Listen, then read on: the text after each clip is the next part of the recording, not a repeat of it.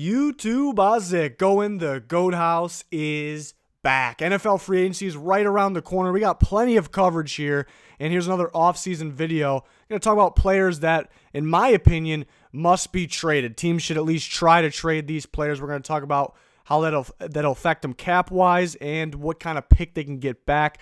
So a few players I want to talk about here. If it's not super realistic or really close to realistic, I didn't, put it in here. There's some trades I would like to see happen, but again, aren't really realistic at all. We can make a separate video on those. So things that I think have some chance to happen or should happen is what we're talking about here. Before we get started, again, full NFL content all year long. We got you covered with the NFL draft as well. We have two channels. The new channel, the GOAT House Plus. Please subscribe to that. There's a link in the description in the comments. We want to match the subscribers on both channels here. Just past 40K recently on this one. Really appreciate the support. At GOAT House NFL, that is our Twitter. You'll find a link down below as well. Every single day talking football, so it's a must follow. And then you'll find our Patreon link in the description as well. Let's talk about the first team that I included in this video and which player that is. It is the Cardinals, an obvious one. The Cardinals with David Johnson, they would love to trade David Johnson because he's not being used in this Kingsbury offense. They would prefer to re-sign Kenyon Drake. They just traded for him. He looked fantastic in that offense. David Johnson's just basically a waste of money. They can't just cut him because there's just too much dead cap involved. So they would love to trade him to save about $8.2 million in cap space. That would be fantastic. The problem is, does any other team want to kind of take that cap hit? Do they want to take that in? Running back not valued the same as what it used to be. Some teams really don't value. There's a lot of teams that would just no way, no chance they would make this trade. It's hard coming up with a value with David Johnson because he's played so well. I was one to always say it was a little overrated because he's kind of, he hasn't had too many great years. Thought that they jumped the gun a bit when they signed him to that big deal. And it looked to be accurate. Still a good back, though. But I think most teams, for a much cheaper cost, would rather just draft a running back, in the mid-rounds or even the late rounds. I put his value around 5th round, but it's tough because would a team actually do that? Would you rather take David Johnson for a 5th round pick and take that cap hit, or would you rather draft a guy down there? Let's say, running backs always fall further. Maybe a guy like Cam Akers from Florida State somehow falls there. I'm thinking maybe 4th round for him, but could potentially fall, and that's a much better option. If not, maybe like a Joshua Kelly should be there from UCLA. I think teams rather go that route because it's a solid young running back, and you just save a whole bunch of money, and you're not trading the pick away. So the Cardinals would love to move him. Will they be able to do it for a decent price? It may have to be like a 7th round pick. It really could be that low. I put his value around there because he could still be effective in the different offense. Right now, there's just reason to believe that it's just because of this Kingsbury offense. So they would love to trade him. Again, this is a video just talking about teams, what players they should trade here, but we can do a video on potential scenarios, specific scenarios where they could land. That could be a separate video on what could be the compensation for those. But the next team and player I want to talk about is the Jets. The Jets, I think really Adam Gase, I think would like to trade LeVeon Bell. There was, it's kind of coming out that Gase wasn't really in on, signing Le'Veon Bell, whether that's true, just a rumor or not, we don't really know. But the signing didn't really make any sense. It didn't make a whole bunch of sense because it's still a team in the rebuild process. I still think it's a team in the rebuild process, but it's a team that can get out of it with just this offseason right here. You need Darnold to take the next jump, but you still need pretty close to the entire offensive line. You need receivers. You need cornerbacks. You need pass rush. The rest of the defense looking pretty good. You have some big needs with a young quarterback. You want him to throw the ball more. Le'Veon Bell is really not doing you a whole bunch of good here. I didn't like that signing. He's a good running back, but dislike it even more now. You do only save $5 million, so it's not like they absolutely have to do this, for cap reasons. But if you can get a solid pick in return, that absolutely helps you with what is a quick rebuild, quick turnaround. They're not in stage 1 of the rebuild whatsoever. They're not like, the Bengals entering stage 1 here. Even though that could turn around pretty quick with having the first pick and who you're getting with that first pick. But they're still kind of in that process, which could be turned around right now in this offseason. But to me, this isn't your running back. I think you'd rather have a younger running back, especially if you can get maybe a 3rd round pick. The question is, would another team want Le'Veon Bell for a pick like a third round pick? That's not that expensive. I think teams would rather have Le'Veon Bell, especially not for a huge contract. It's a decent amount of money out there, but I think a team rather have him than maybe, a third round running back in this draft class. Does he fit today's, style though? A running back that's very, very patient. You almost prefer the speed guys that just hit the hole instantly. So a lot of teams, may not be interested. That's why it's a tough one. I don't know if a team would want to trade for Le'Veon Bell. I think it's very possible. I think it'd be in the best interest of the Jets to do that and just keep it young here with your backs. Another guy, they would love to trade a guy like Henry Anderson. They have other young defensive linemen so they don't really need Anderson. They can't cut Anderson because it's a results in dead cap. They would love to trade him. I just don't see you find anybody that you can trade him to. Really, I don't know if you're gonna. Would a team do it for a 7th rounder? I don't know if a team would even do that. Next, the Bucks. I'd like for them to trade O.J. Howard here. There was talk about that in during the season. I guess at the trade deadline with that coming up, and there was rumored that teams were very interested actually, but they weren't interested in what the Bucks wanted. There was rumors that the Bucks wanted a 2nd round pick for O.J. Howard. Yeah, that's a little much, especially because they weren't really using him. He wasn't doing much.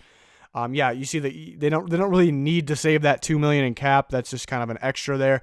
It's just that he's not that involved in this offense. He's not that involved. Bruce Arians wasn't really happy with him. I think you can get a solid pick. Brate's going to be your tight end 1. You can get another one if you want to in the late rounds. I think and he's going to be a free agent next year. He's going to leave. In my opinion, unless something really turns around this year, which is possible. A 2nd year of Bruce Arians there. We'll see who the quarterback is. But to me, the 2nd round was a little much, but I still think the value's there because O.J. Howard, to me, is a talented tight end. And teams like the Patriots, teams like the Steelers, the Bears, they may be, much, much rather having O.J. Howard than a 3rd round tight end. I think they would much rather because those teams believe they can win now. And they're going to try to win now, obviously.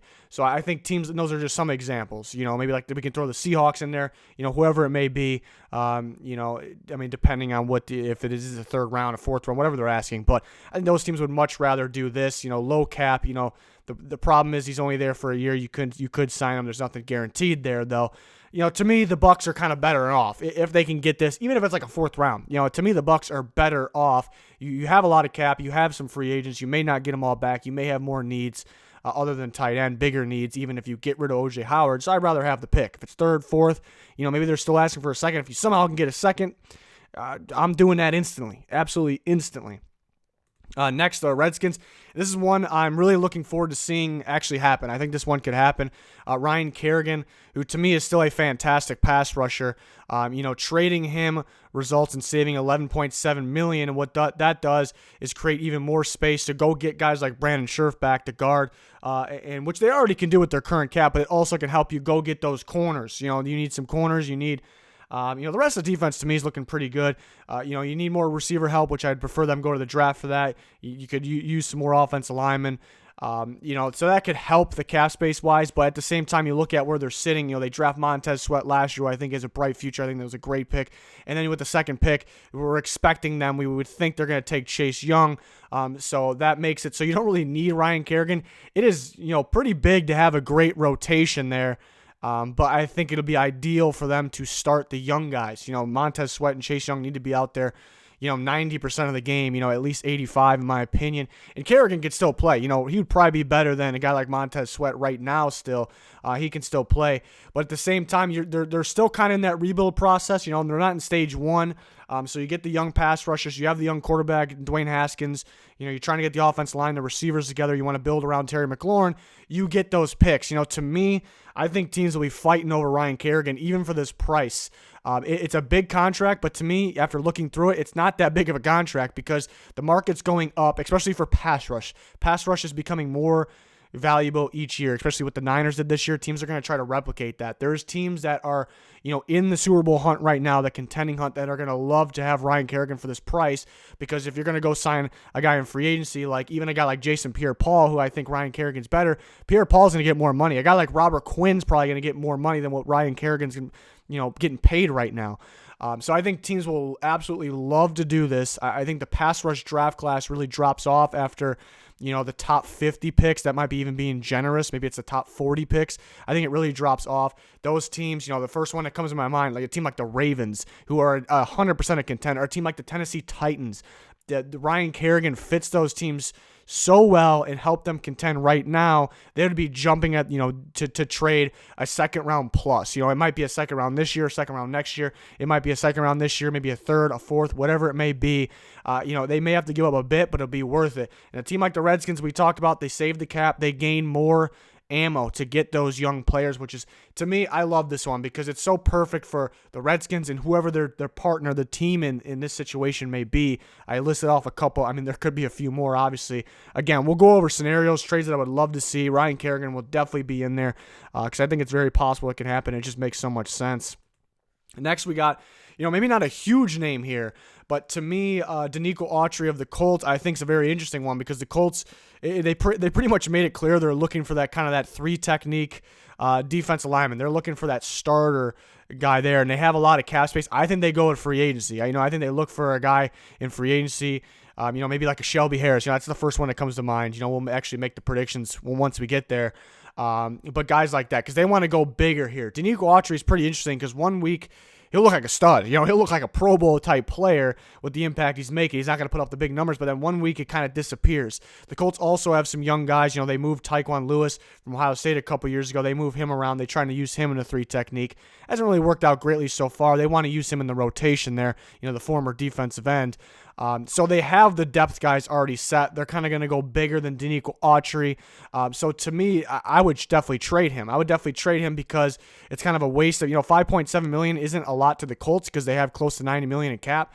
But it's $5.7 million is a good amount, and he's kind of going to be a waste there because what you're trying to bring in and the young talent you have, he's not necessarily a young guy.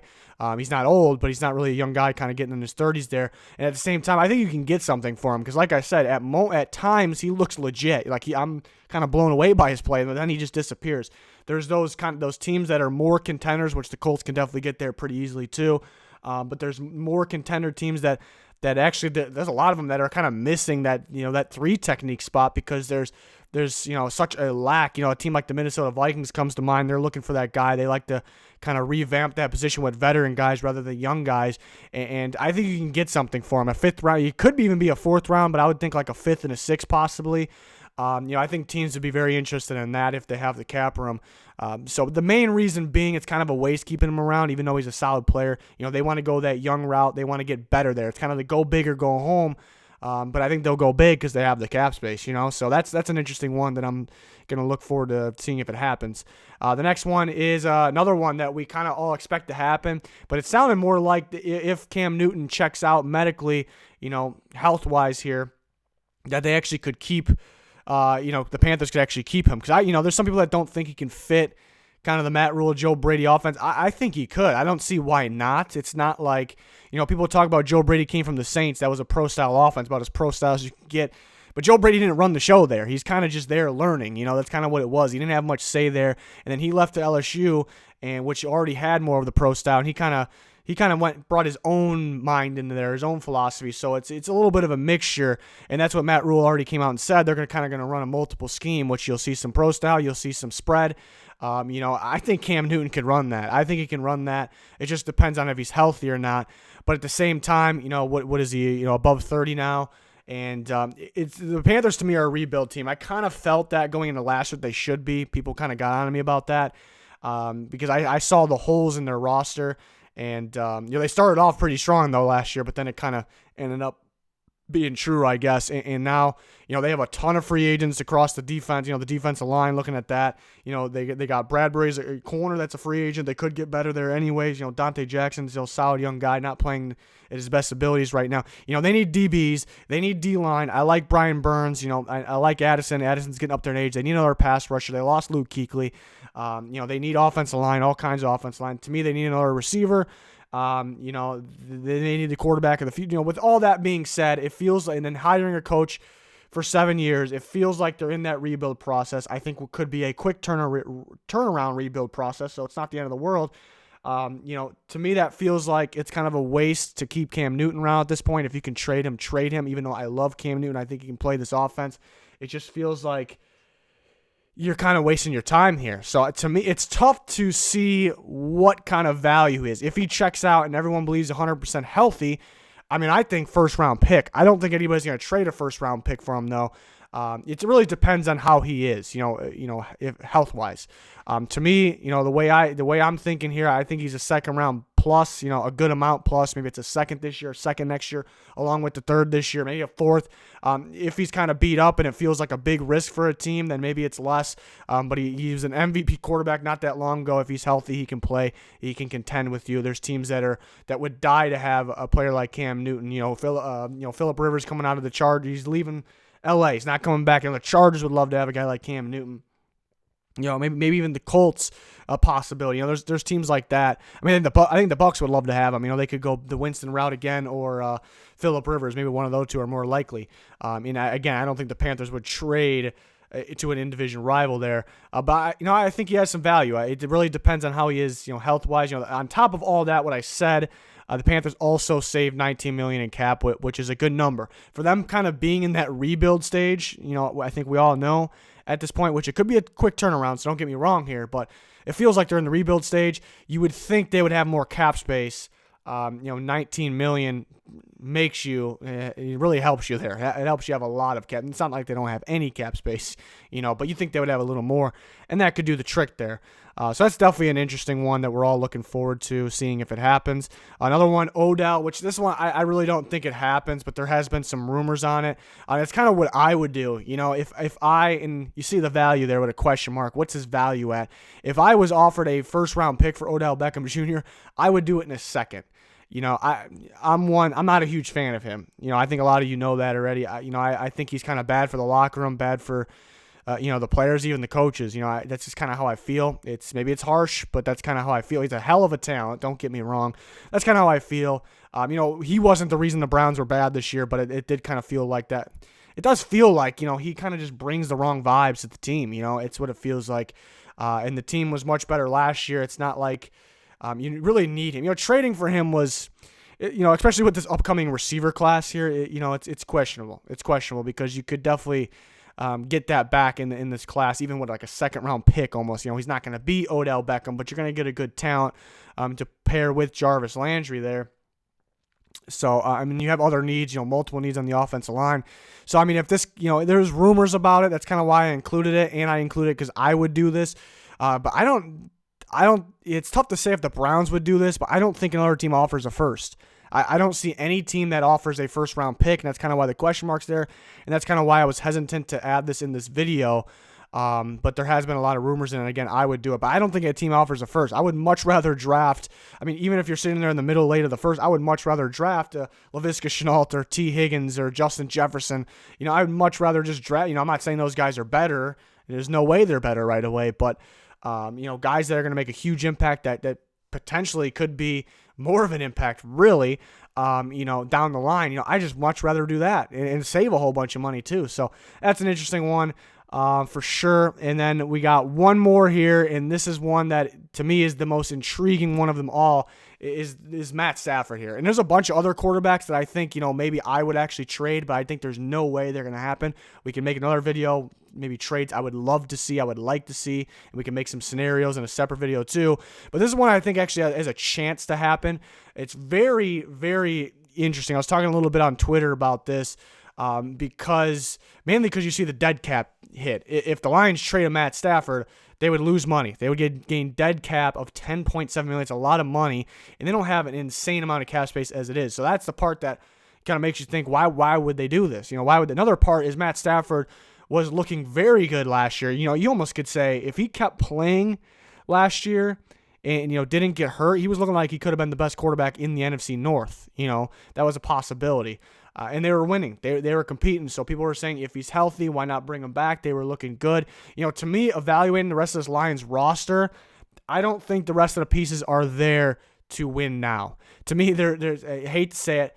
To me, they could turn around in the offseason. They keep Stafford. They go, big in free agency in the draft. They can turn around. But as we sit now, even with Matt Stafford, I don't think this team has any shot at all to win a Super Bowl. You see, there's just too many holes on this team. And there's a lot of teams that I don't think have, even good teams that I don't think have any shot. You only can make it so far. And they have needs in a lot of spots. They may need a right tackle in the future. They need another guard. They need another receiver. I like Galladay, Marvin Jones. Marvin Jones has his injuries. You need another receiver.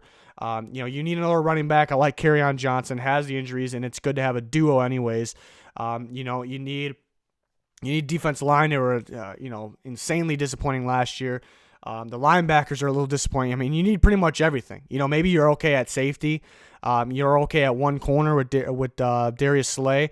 They got pieces here and there, but it's just not enough. They're going to have to go crazy here.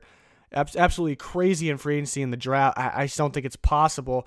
And the window's kind of closing with Stafford. I mean, I'm not saying he's going to decline all of a sudden, but at the same time, it could happen because of the injuries. So if you have the chance to trade him, mainly for if it's less than a first-round pick, you definitely don't do it. I think a team, as high as the Chargers trade, they have the 6th overall pick. I would do that in a second. Maybe they wouldn't trade the 6th overall pick.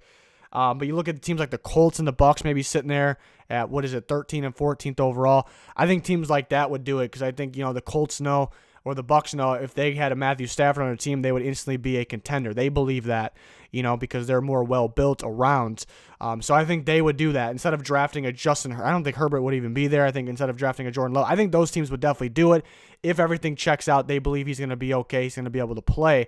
And to me, even with the $10.7 million cap hit, I would still do it if I was the Lions. That's tough, but I would still do it because, like I said, you really should be going in the rebuild mode because you're in no position. The rest of the team, Matthew Stafford's great, but the rest of the team's in no position to. I mean, they can win games, they can make the playoffs, but they're in no position to win the Super Bowl now. There's teams that look better than them, throughout their roster that I don't think have a chance to win a Super Bowl just because maybe what they got at quarterback or what they're missing, maybe offensive line. It's harsh, but that's the reality of the league. I mean, we saw the Super Bowl this year. The Niners were well built around, but they just didn't have, that one, enough from the one most important position. There's things like that keep a team, from winning. But another thing is the Lions are in prime position to be okay if they trade Stafford. That's kind of the main thing here.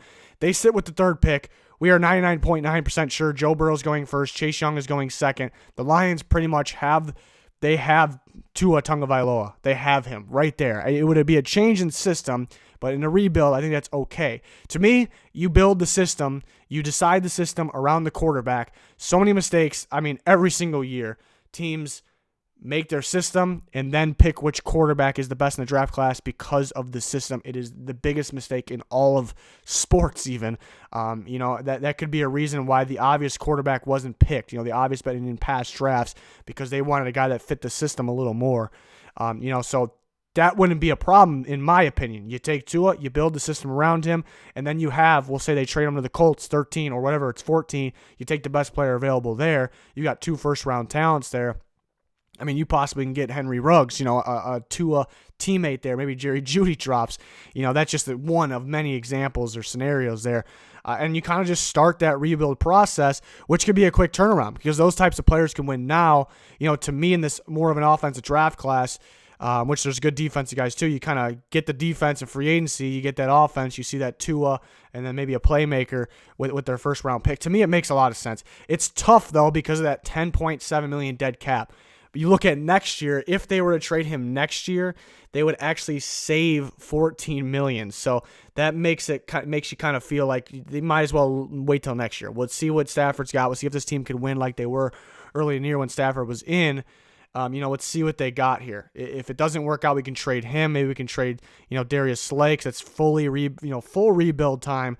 And you save money on top of it. So that makes a lot of sense, but you may not be in a position to get that Tua. You may be in a position to get better than that. You might be able to get Trevor Lawrence, but if you're keeping Stafford and you plan on playing him all year, you're not going to get the first overall pick, So they're in position now, and the Lions are kind of, I know in their head they're probably thinking about this because it's a very interesting situation. Can you pass up on a situation like this that you're in? I don't think they do it because I think they believe in Stafford, which I would too. But what I think they need to realize is the rest of the team is not. It's not really set right now. To me, it's not set to win. They very well could get it set. In the next year or so, they very well could. It's not that. It's not that much work, even though there is holes here and there. So I understand if they believe. I definitely understand that. It's just it's interesting because mainly where they sit in the draft. That's really what makes it interesting.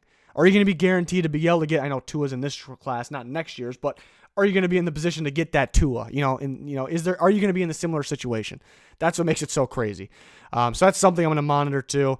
We'll make more videos on this, actual specific scenarios where I think, what the trades would look like and maybe trades I would like to see. There's other quarterbacks that, I think could be traded, that should be traded, I should say. Teams should go in kind of in the rebuild mode. Every teams hate to go in that mode. They think they can win now.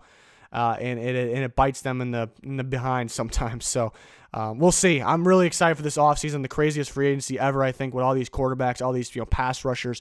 So really excited to cover it. Please subscribe to both of our channels. Follow us on Twitter. There's a link in the description, the comments for all that, the new channel and the Twitter. So please go check those out. Appreciate you guys for watching this video. That's going to do it. Goodbye.